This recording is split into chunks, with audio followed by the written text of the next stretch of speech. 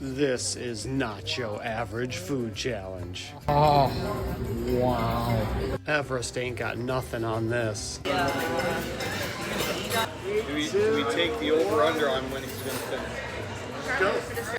Can I defeat a food challenge that has a lower success rate than summiting Mount Everest? Hey, Chew Crew, that's the question I'm asking at Tio's Mexican Cafe in Ann Arbor, Michigan, home of the legendary Mount Nacheesmo. This isn't just a plate of nachos. This is a 5-pound mountain of tortilla chips buried under layers of every topping you can imagine. I'm talking about a foundation of refried beans piled high with beef, chicken, pork, Monterey Jack, and cheddar cheese, fresh tomatoes, onions, green peppers, black olives, sour cream, guacamole, and just when you think it can't get any heavier, there's a small pond of molten queso at the top. To put it bluntly, this platter could easily feed 4 to 5 hungry adults. And yet, my job today is to take it down in 45 minutes or less. If I fail, I'll be shelling out $100 for the privilege of stomach pain and shame. If I succeed, the meal is free, and I join an entourage of A-list eaters that have crushed this challenge, including Man vs. Food's Adam Richman, Randy Santel, and Beard Meats Food. Chew Crew, let's begin our ascent. Now, there's a record to consider here. Back in 2015, Randy took down Mount Nacheesmo in an incredible 17 minutes, 30 seconds.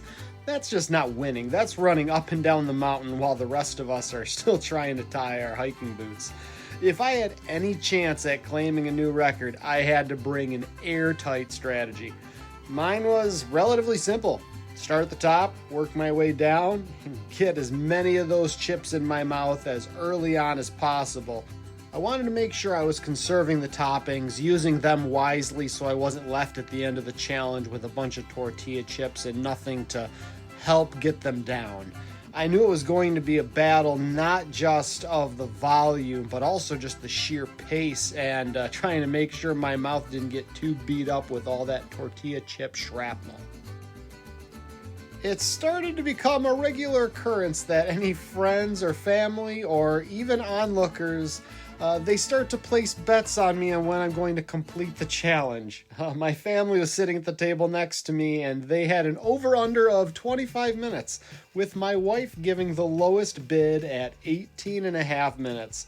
Everyone at the table thought I could do it, but let's see how that actually played out. And on that topic, let me just give pause to give you some perspective on how ridiculous this challenge is. Did you know 99% of challengers fail to defeat Mount Nacheesmo, whereas 60% of climbers who attempt Mount Everest actually make it to the summit? That's a brutal climb. It's, the epitome of difficult task. It's your Everest.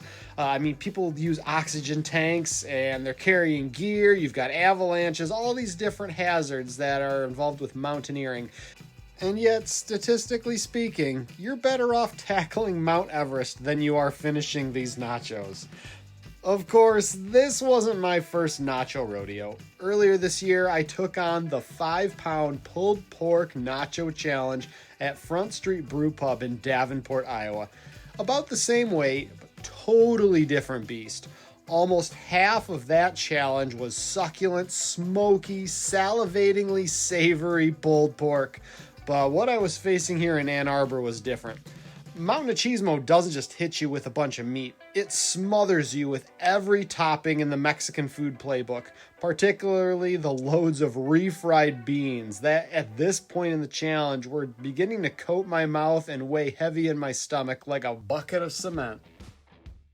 Speaking of heavy, next week I'm at the Caseville Cheeseburger Festival, taking on Shakey's infamous End of the Road Buster Challenge, or as I like to call it, the End of Charlie's Diet Challenge. At 7.5 pounds of mostly meat, it's the heaviest food challenge I've ever attempted. Oh, that's not that bad. This is easy. This is our hog buster. I can do that. Oh, wait, there's more? Oh, yeah. Ooh. Oh, oh my goodness. I don't know if I'm going to be able to do this. It's a lot. 7.5 pounds. Wow. Jimmy Buffett had one cheeseburger in paradise, but did I have the stomach capacity for two? Tune in next week to find out.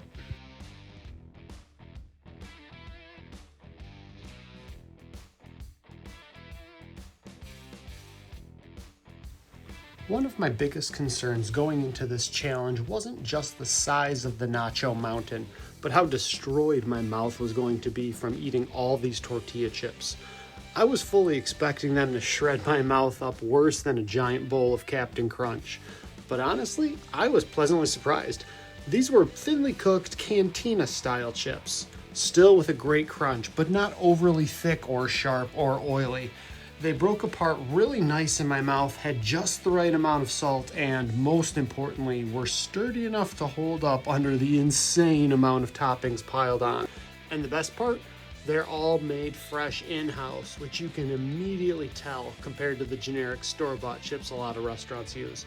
Overall, I'd call this an excellent chip, one that made tackling a 5-pound nacho mountain way more enjoyable than I expected. While Tio's may be known more broadly with their claim to fame being Mount Nacheesmo shown on Man vs. Food, they also boast an extremely impressive tequila collection as well as over 360 different kinds of hot sauces. In addition to all the toppings on Mount Nacheesmo, they were kind enough to bring out 3 different bowls of salsas, a mild, a medium, and a hot, for me to sample in case I needed any additional lubricity to help get all these chips down. I didn't need them up until this point, but it was nice knowing that I had a variety of different salsas to go with. When you're eating nachos or other Mexican fare, is there a preferred kind of hot sauce that you love? I'm all about the sweet heat, so anytime I can find myself a pineapple habanero or some other kind of blend of sweet and spicy, I jump on a bottle of that. How about you? Do you like things more mild? Do you like things on the hotter side or somewhere in between? If you have a favorite bottle of hot sauce, drop it in the comments. Let me know where I can get one to add to my collection.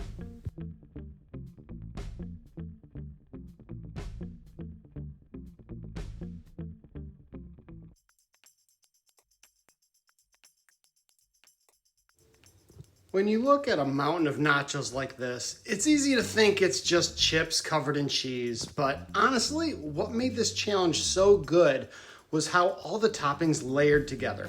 You've got this lake of molten queso that runs down through the chips. It's rich, it's creamy, and it makes every bite feel indulgent. Then you hit the freshness of the veggies. Tomatoes, lettuce, onions, they break through that heaviness and give it a nice crisp bite that keeps things from feeling one note. The guac, it really tied everything together, that smooth, buttery, a nice cooling along with some of the sour cream, really balanced out some of the spice and richness. What I loved most was how no 2 bites were exactly the same.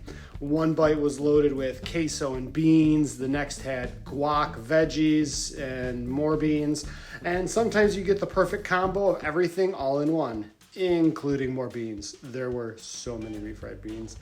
But it kept things interesting the whole way through, which is huge when you're trying to eat 5 pounds of anything. As you may have guessed or heard, there were loads of refried beans in these nachos, but honestly, I'm a big bean fan, so I really enjoyed the creaminess of the refried beans. They're nice, salty, had good spice to them, and the dense contrast they provided to the lightness of the chips and fresh veggies was, to be honest, really good.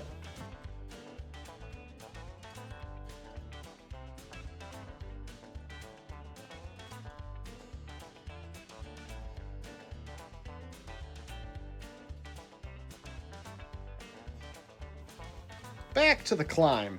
On I went, charging into this massive mountain faster than the Fellowship ran through Khazad-dûm. Thank you to all the Lord of the Rings fans who either just cracked a smile or rolled their eyes.